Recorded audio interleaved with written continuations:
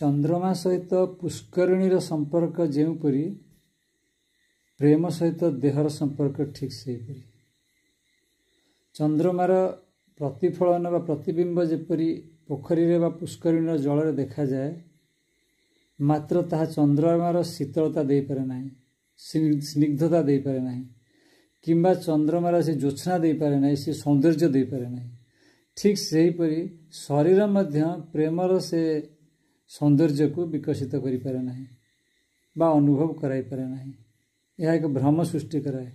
तेणु प्रेम बाहर रहिले दूर रहिले सब सुंदर देखा जाए, सब सौंदर्य अनुभव करेंगे, तार माधुर्य को अनुभव करेंगे। देह एक निमित्त मात्र, किंतु देह प्रेम नुहे। जदि देहर आसक्ति को आम प्रेम बोली भावी नवा तेबे आम भ्रमरे पड़ा, तेबे सेहीपरि हेबो जेपरि आम चंद्रमा को पुष्करिणी पोखरी तार प्रतिबिंब को देखुचे। किंतु प्रेमर वास्तविकता होची दूर रे। चंद्रमा जेपरि दूर रे आकाश रे शोभा पाउची, ठीक सेहीपरि प्रेम शरीर नुहे दूर रे आत्मा रे शोभा पाउची प्रेम।